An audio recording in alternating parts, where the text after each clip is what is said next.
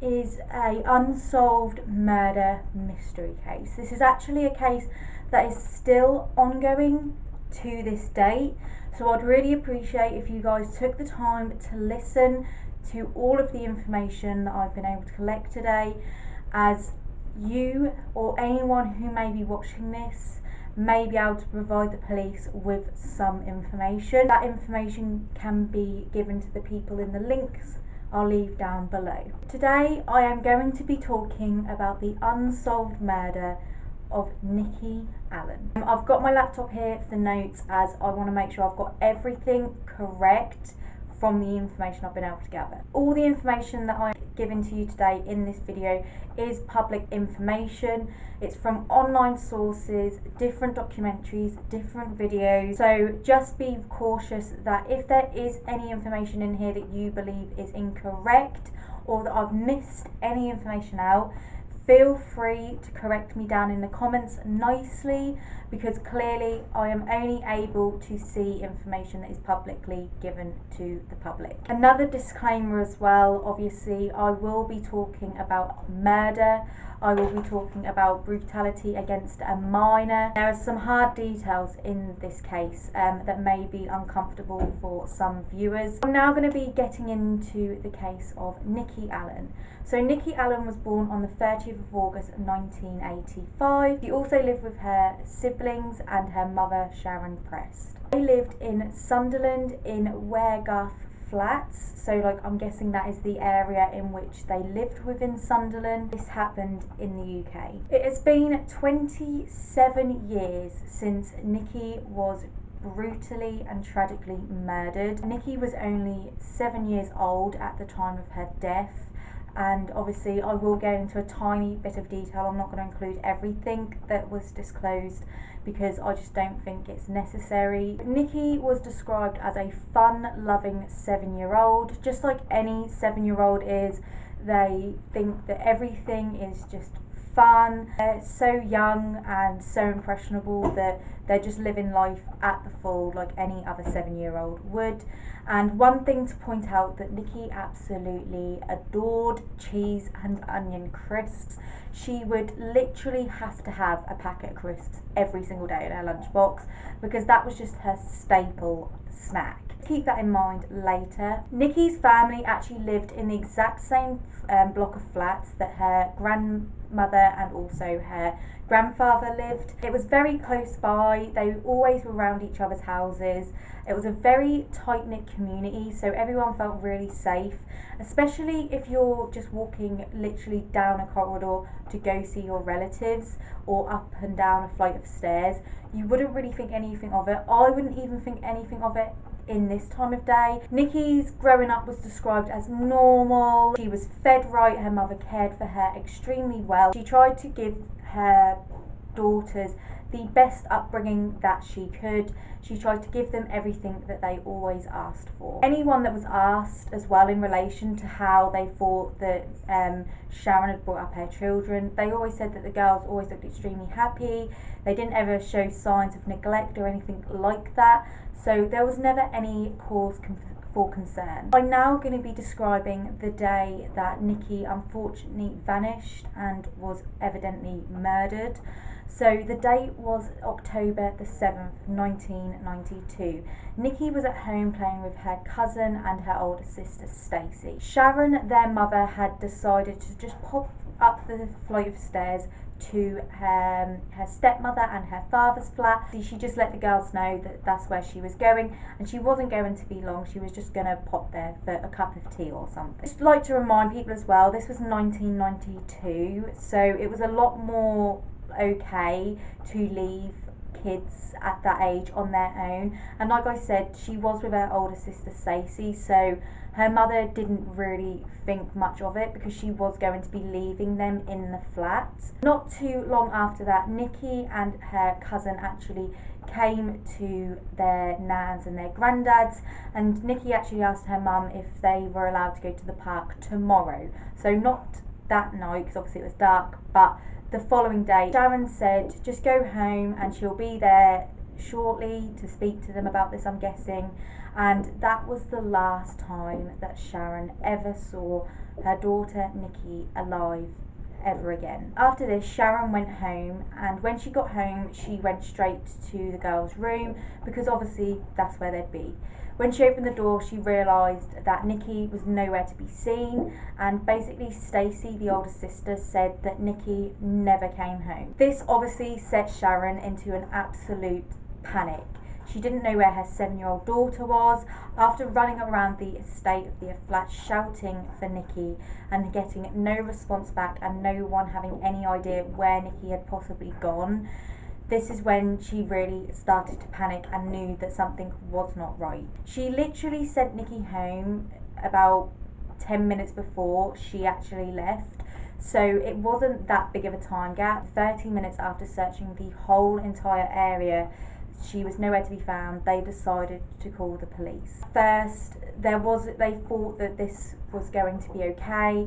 The East End of Sunderland was seen as kind of a poverty-stricken area. However, a crime like this hadn't really happened in the recent years, so there was no need for Sharon to be too concerned. Because the community was so tight-knit, as soon as they heard that Nikki was missing, over around 100 people and police officers, volunteers, helped to search the area over that night and the following day. However, just the next day, on October the 8th, 1992, Nikki's battered body was discovered in a pool of blood in the derelict Quayside Exchange building in the High Street estate, just a few yards from the block of flats where Nikki lived. Nikki's body was later identified by her granddad, Dickie Prest. Now I'm going to describe some details about Nikki's murder, so if you want to skip ahead a few seconds, please do so. Nikki's tiny body, she was only 7 years old, had been beaten with a brick, and she had also been stabbed over 37 times in the chest and in the abdomen. Hundreds and hundreds of people came to Nikki's funeral, and honestly, when I saw the footage, to see the amount of people who came to mourn alongside Sharon, to mourn together as a community for this tiny little girl who had been brutally murdered, it moves you to a point where you feel like you're mourning with that family. I can never ever imagine the pain and suffering that family must have felt after discovering as well how little Nikki had been murdered. If you have time to go watch it, I would advise to go watch the documentary. So obviously now the police were on high alert to start questioning people. They needed to find out who murdered Nikki. They didn't know whether this was going to be something that would happen again, so they really had to knuckle down and try and question as many people as they possibly could.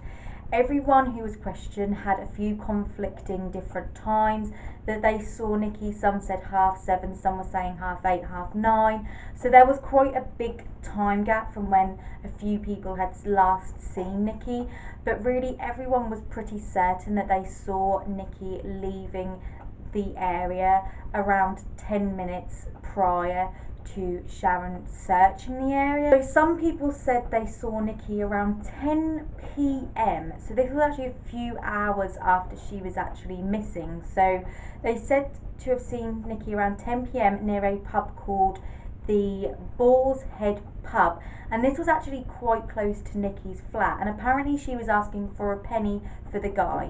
And basically this was a normal tradition that kids used to do. They used to ask for a penny for bonfires night, and they used to go and chuck it in like a river kind of thing. One person even claimed to have heard a girl scream around this time, coming from the area of which Nikki's body was found. One person in particular came forward to say they actually saw Nikki with a man dressed in a smart white shirt walking down near the river. Now, this was actually caught on CCTV. However, when you watch the footage, it's very, very grainy. You can just barely make out a man with a white smart shirt on, and then some movement behind him, which people believe to have been the last sighting of Nikki. But when you watch the CCTV, I don't think it would be very admissible in court, purely from how grainy the actual footage was. You can't determine who it was, or even if there was actually a person walking behind this man. Just to note, this person also said that Nikki seemed happy, she didn't seem frightened, she didn't seem scared, she was just skipping behind this man. He wasn't pulling Nikki at all, he was just walking in front of her, and Nikki was simply skipping behind him. On October the 9th, 1992, the police released to the media how Nikki was actually murdered, and they said they had actually arrested a man who was seen that night covered in blood. However, on the 11th of October, that suspect was released without charge. The artist then drew up a sketch of what the witnesses had seen of this man in this smart white shirt, walking with Nikki that night, and released that to the public as well. On the 13th of October 1992, the police also revealed to the public what Nikki was wearing that night, so that the public had a little bit of a better idea to what they might have seen that night. And they also let a reconstruction of that day happen, and that was also put out to the public as well. On October the 18th, 1992, a man called George Heron was arrested for Nikki's murder, and he was known to the locals as the local weirdo, which we've heard this many times in crime investigations. It is normally the local weirdo that will be questioned first. He lived on the same block as Nikki, and he only had lived there for a few weeks with his sister, and locals basically said that they were a bit suspicious of his behaviour. This man, George, was also seen a number of times going in and out of the building where Nikki's body was found, which is very strange, as it was an abandoned building, and no one quite knew, and no one ever found out the reasons why George was going into that building.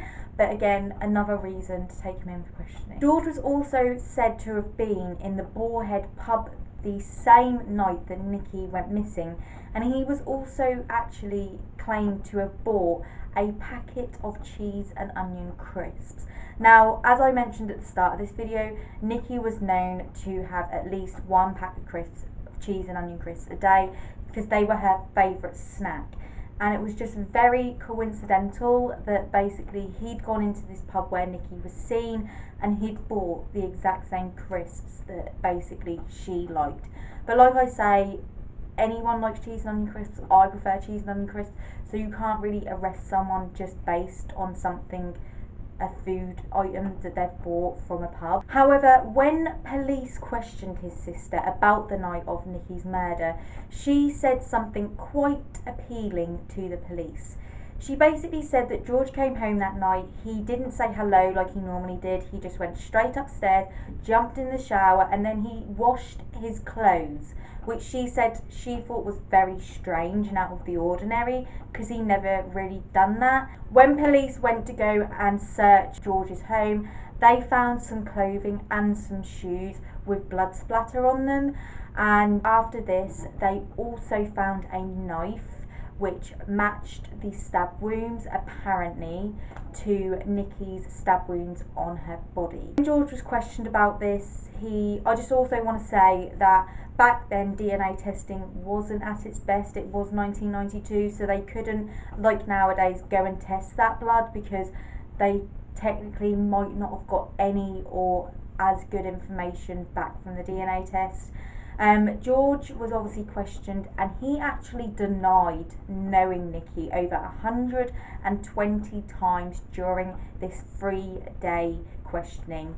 However, towards the end of the 3-day questioning, George actually admitted that he did murder Nikki. So we're now going to go to the trial of George. To make sure George had a fair trial. They didn't think it would be fair for him to have it in Sunderland, because basically it was very well known that he was arrested for the murder. It was very well known that he had admitted to the murder in Nikki. So he didn't want like the crowds protesting or anyone getting on the jury basically that knew a lot about this, because he thought it would be an unfair trial. They actually moved the trial from Sunderland to Leeds. However, this did not stop people. People literally just got up from Sunderland, they went over to Leeds, and they done exactly what they would have done in Sunderland. On November the 21st, 1993, the murder case against George was dropped. Now, the reason for this was because the judge basically accused the police of using heavily handed tactics to try and get George to admit to the murder. He basically said that whilst listening to the tape confessions, he heard that George had actually denied over 120 times that he didn't know Nikki at all, and that he feels that he was kind of pressured into giving this account to the police of murdering Nikki. The judge also said that at least 7 of the 12 tapes, which was over half of the tapes that they had brought to use in the case, could not be admissible in court, just purely because of the tactics that the police had used. It was also then found out that George didn't even actually have a legal solicitor. Instead, he had a legal secretary sitting with him. As said before, obviously DNA testing was not the best back then, so they couldn't guarantee that the blood that was found on his shoes and his clothing were even Nikki's, which would have been a key piece of evidence. So the judge then ordered the jury to acquit George, as the evidence was not really matching up and it would be an unfair trial. The trial actually lasted around 6 weeks, and George was held in custody for 1 year and 1 month. And George was actually given a whole complete new identity when he was released after the court dates, and he was completely moved out of that area because obviously people would recognise what he looked like. Obviously, after the trial, people started to gossip about Sharon and her family, and they actually turned it around and tried to say that Sharon was actually an unfit mother and she had actually neglected the girls. And the reason they said this is because basically if she wasn't neglecting the girls, then how did Nikki go missing so easily, which I think is absolutely disgusting, especially so fresh after the case. And obviously this affected Sharon completely with her mental health, and she really struggled with the whole fact that people were kind of suggesting that this was her fault, which I just want to say it was no one's fault other than the person who decided to take Nikki's life. However, even though all of this was going on, Sharon decided to not let this affect her, and she wanted to get justice for Nikki. So in 1994, Sharon actually brought a civil case up against George for the battery on the child, resulting in her death. Now, a court actually went in Sharon's favour and rewarded her £7,000 worth of damages, which George would have to pay. However, they didn't hear a peep out of George, and till this day George has never paid a penny of the £7,000 that Sharon was awarded in court to Sharon's family. In September 2013, Crime Watch actually done an episode on Nikki's murder, helping bring the case back to light, which was a big step forward as it happened so many years ago. Bringing it up again in 2013 meant that other people might have a new, fresh look on it. A lot of people tend to do that. They tend to hold a lot of things back. Maybe they were scared to come forward because of the person who done it, and sometimes when that person passes away, they'll feel more comfortable coming forward to the police, or people might just not think of something they saw that night, and then they might see this reenactment and think, actually, I do remember seeing that, and I do remember a little bit more information. No arrests or follow-up leads were made in connection to this episode being made. In 2014, in February, a man called Stephen Greaveson was arrested on suspicion of killing Nikki after he'd actually been arrested. He was known as like the Sunderland Strangler, I think, and they believe that maybe this might be in connection with that. Sharon even wrote to Stephen asking him to cooperate with police because he was not cooperating with them, because obviously she said if he'd had nothing to do with this, she didn't want them wasting their time interviewing Stephen on it. However, he did not reply to any of her letters, and Sharon was later told that his bail had been cancelled and he would face no further action in relation to Nikki's murder. Sadly, in August 2015, this would have been Nikki's 30th birthday, and obviously this brings up a whole lot of different feelings for Sharon. She has to relive over and over again every single time of the date that Nikki was murdered, and also her birthday, especially such a big one like this, her 30th birthday. It really just set in how something needed to be done about this. It had been over 25 years since she had been murdered. Sharon always says around this time that she felt a huge lack of commitment to the case on the police behalf. She felt that there had to be some other justice out there for Nikki. In September 2016, Sharon actually went back to the police and said she wanted the investigation reopened. To do this, she had to get a petition up and get over 5,000 signatures for this to be reopened. And guess what, guys? In under 24 hours, Sharon was able to get over 500 signatures to reopen the case, which, I mean, why would you not sign this petition? So she sent this back to Northumbria police, and they were forced then to reopen the case in 2016. Sharon then decided to write to Stephen again, asking him to please let her know of any information if he was involved with Nikki's murder. But again, he did not reply, and she even was quoted to say, "I know he received my last letter and he never answered me, but you never know, he might decide to respond this time." But in my reading up, I did not find that he'd ever responded to Sharon about Nikki. So this next bit I saw mixed dates, so I'm going to just say the rough estimate date, the years that I think it falls between. So I think it falls between 2017 and 2018. The man was arrested after samples of some of Nikki's blood was somehow involved with this man. Due to the forensic science and the DNA testing, obviously back in 2017-18, it came a long way since 1992. So they were able to find some sort of DNA match there. However, the suspect has never been named, and I could not find any information on this man at all. Because it is an ongoing investigation, they're not going to reveal his name as of yet.